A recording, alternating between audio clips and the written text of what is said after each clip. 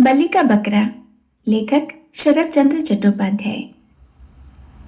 लोग उसे लालू के नाम से पुकारते थे, लेकिन उसका घर का नाम कुछ और भी था। तुम्हें यह पता होगा कि लाल शब्द का अर्थ प्रिय होता है। यह नाम उसका किसने रखा था यह मैं नहीं जानता, लेकिन देखा ऐसा गया है कि कोई कोई व्यक्ति यूं ही सबके प्रिय बन जाते हैं। लालू भी ऐसा ही व्यक्ति था। स्कूल से पास होकर हम कॉलेज में दाखिल हो गए। लालू ने कहा, भाई अब मैं रोजगार करूंगा। इसके बाद अपनी माँ से 10 रुपए मांगकर उसने ठेकेदारी का काम करना शुरू कर दिया। हम लोगों ने हंसकर उसका मजाक उड़ाते हुए कहा, 10 रुपए से भला कहीं रोजगार होता है? अगर इतनी पूंजी से रोजगार होता तो सब कर लेते। लालू ने कहा, मेरे लिए इतना ही काफी है। वह सबके लिए प्रिय था, इसीलिए उसे काम मिलते देर न लगी। कॉलेज से लौटते वक्त रोजाना हम उसे रास्ते में सिर पर छाता लगाए हुए कुछ मजदूरों के बीच अपने काम में संलग्न पाते थे। हम लोगों को देखते ही चिढ़ते हुए वह कह उठता था, अरे जल्दी जल्दी कदम बढ़ाते जाओ, वरना परसेंटेज में कमी आ जाएगी। गांव की पाठशाला में जब हम एक साथ पढ़ते थे, तभी से वह मिस्त्री का काम करने में चतुर था। उसके बस्ते में एक नहनी, एक छुरी, एक छोटी सी हथौड़ी, एक घोड़े की नाल और एक छेनी हर वक्त रखी रहती थी। इन चीजों का संग्रह उसने कब और कैसे किया यह तो मैं नहीं जानता, लेकिन ऐसा कोई भी कार्य नहीं बचा था जिसे वह इन सामग्रियों से न कर सके। स्कूल के सभी साथियों का छाता मरम्मत, स्लेट का फ्रेम ठीक करना, खेलकूद के समय पायजामा या कमीज को सी देना, इसी तरह वह बहुत से काम किया करता था। किसी भी कार्य के लिए इनकार उसने कभी नहीं किया। इसके अतिरिक्त भी नाना प्रकार की चीजें वह बनाया करता था। एक बार छठ के मेले के समय 2 आने का रंगीन कागज और मिट्टी के प्याले खरीद कर न जाने क्या क्या बनाकर उसे गंगा के किनारे बैठकर उन खिलौनों को 2.5 रुपए में बेचा था। उस मुनाफे की रकम में से उसने हम लोगों को चिनिया बादाम खिलाया था। इसी तरह दिन गुजरते गए और हम क्रमशः बड़े होते गए। जिम्नास्टिक खेल लालू सबसे अधिक तेज खेलता था। उसके बदन में जैसी ताकत थी वैसा ही साहस भी था। डरने का नाम उसने कभी सुना ही नहीं था।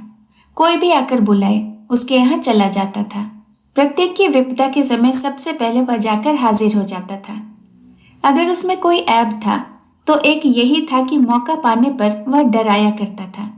चाहे कोई भी क्यों न हो, बच्चा बूढ़ा उसके लिए सब बराबर थे।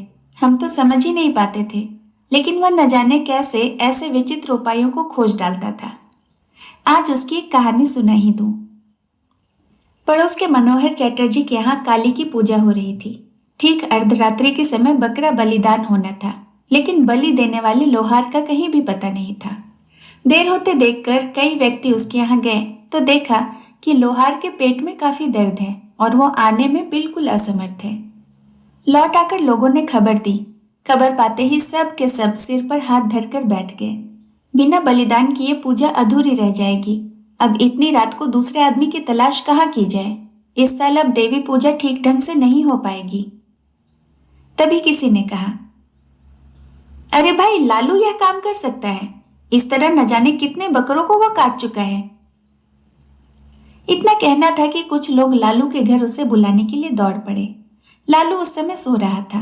उठकर बोला, नहीं नहीं, अरे बेटा मना मत करो, चले चलो, वरना देवी की पूजा संपन्न न होने से गांव का सत्यानाश हो जाएगा। लालू ने कहा, होने दो, बलिदान कार्य बचपन में किया था, लेकिन अब न करूंगा। जो लोग बुलाने आए थे काफी मान मनौवल करने लगे, क्योंकि बलिदान के मुहूर्त में अब केवल 15 मिनट ही बाकी थे। इसके बाद बलिदान देना और न देना दोनों बराबर होगा।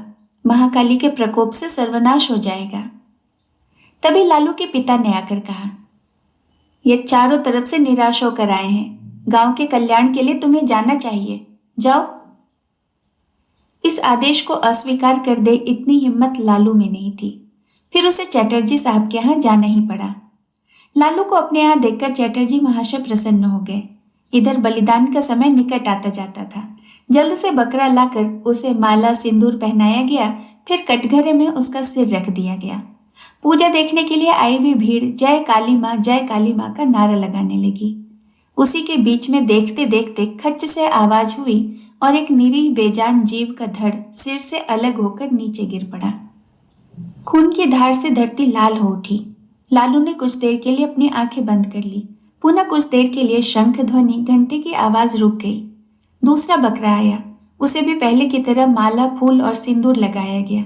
इसके बाद भक्तों द्वारा जय काली माता की आवाज गूंजी और लालू का दाव एक बार पुनः उठा और फिर एक बार, आखिरी बार तड़फड़ाते हुए बकरा समस्त भक्तों के विरुद्ध न जाने कौन सी फरियाद करते हुए शांत हो गया। उसके खून से लाल मिट्टी फिर भींग उठी। बाहर शहनाई बज रही थी। आंगन में बहुत से व्यक्ति जमा थे। सामने गलीचों के ऊपर मोहन चटर्जी आंखें बंद करके इष्ट नाम का जाप कर रहे थे। तभी लालू एकाएक भयंकर रूप से गरज उठा। कोलाहल, वाद्य ध्वनि, सब कुछ एक बारगी रुक गई। सबकी कौतुक भरी निगाहें लालू की तरफ घूम गई। लालू ने बड़ी बड़ी आंखें नचाते हुए कहा, और बकरा कहाँ है? घर के भीतर से किसी ने डरते हुए पूछा। और बकरा? दोहे का तो बलिदान होने वाला था। लालू ने खून से लथपथ दांव को ऊपर नीचे 3-4 बार घुमाते हुए भीषण गर्जन करते हुए कहा, और बकरा नहीं है? यह नहीं हो सकता। मेरे सिर पर खून चढ़ गया है। लाओ बकरा, वरना मैं आज जिसे देखूंगा उसी का बलिदान कर दूंगा। नर बलि, जय भवानी माता, जय माता काली। कहता हुआ इधर से उधर वह उछलने लगा। इधर उसके हाथ का दांव लाठी की तरह भनाभन घूम रहा था। उस समय लालू का रंग ढंग देखकर वहां की जो हालत हुई उसका वर्णन करना मुश्किल है। सभी एक साथ बाहर की ओर दौड़ पड़े, कहीं लालू उन्हें पकड़कर बलि पर न चढ़ा दे। इस भगदड़ के कारण वहां की हालत बहुत ज्यादा खराब हो गई। कोई इधर गिरा तो कोई उधर, कोई मुंह के बल गिरा तो कोई सिर के बल, कोई किसी के हाथ के नीचे से भाग रहा है तो कोई किसी की टांग के नीचे से। यह सब कांड कुछ देर तक होता रहा, फिर सब शांत हो गया। लालू गरज उठा, मनोहर चटर्जी कहाँ है? पुरोहित कहाँ गया? पुरोहित महाशय दुबले पतले थे और इसी भगदड़ के समय काली देवी की प्रतिमा के पीछे जाकर छिप गए। गुरुदेव महाशय कुशासन पर बैठे माला जाप कर रहे थे। हालत देखकर वे भी बड़े खंबे की आड़ में जा छिपे, लेकिन मनोहर चटर्जी अपनी भारी भरकम तोंद लेकर भागने से लाचार रहे। लालू ने आगे बढ़कर उनका हाथ कसकर पकड़ते हुए कहा, चलो अब तुम्हारी बलि दूंगा। एक तो कसकर उसने हाथ पकड़ रखा था, दूसरे हाथ में दांव देखकर चटर्जी के प्राण सूख गए। रोते हुए विनती करते हुए बोले, लालू बेटा, जरा शांत होकर देख। मैं बकरा नहीं, आदमी हूं। रिश्ते के नाते मैं तेरा ताऊ लगता हूं, ताऊ। तेरे पिता मेरे छोटे भाई की तरह हैं। यह सब मैं कुछ नहीं जानता। इस वक्त मुझे खून चाहिए, खून। चलो तुम्हारा बलिदान करूंगा। जगदम्बे की यही इच्छा है। चटर्जी फफक कर रोते हुए बोले, नहीं बेटा, मां की यह इच्छा नहीं है। वे तो जगत जननी है। वे जगत जननी है, इसका पता है तुम्हें? अब फिर बकरा बलिदान करोगे? मुझे बलिदान देने के लिए फिर बुलाओगे? चटर्जी ने रोते रोते कहा, नहीं नहीं बेटा, अब बलिदान कभी नहीं कराऊंगा। मैं काली माता के सामने कसम खाता हूं, आज से मेरे यहां कभी बलिदान नहीं होगा। ठीक कह रहे हो ना? हाँ बेटा, ठीक कह रहा हूं। अब कभी नहीं कराऊंगा बलिदान। मेरा हाथ छोड़ दे बेटा, मेरा हाथ छोड़ दे। लालू ने हाथ छोड़ते हुए कहा, अच्छा जाओ, तुम्हें छोड़ दे रहा हूं। लेकिन वो पुरोहित कहाँ गया? और गुरुदेव, वह कहाँ गया? कहता हुआ वह एक बार फिर गरज उठा, फिर कमरे में इधर उधर टहलते हुए बरामदे के करीब आ गया।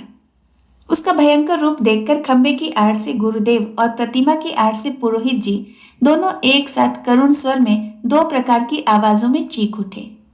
दोनों का स्वर 2 ढंग का ऐसा बेसुरा हो गया कि लालू अपने आप को संभाल ही नहीं पाया। हो करके हंसते हुए दांव एक ओर फेंक कर भाग खड़ा हुआ। तब यह किसी को समझते देर नहीं लगी कि लालू ने यह सब ढोंग किया था। सचमुच उसके ऊपर कोई काली माता सवार नहीं हुई थी। यह कांड लोगों को डराने के लिए उसने किया। थोड़ी देर बाद पुनः भक्तों की भीड़ जुट आई। अभी पूजा पूरी नहीं हुई थी। थोड़ी देर में महाकलरव के साथ पूजा समारोह शुरू हो गया।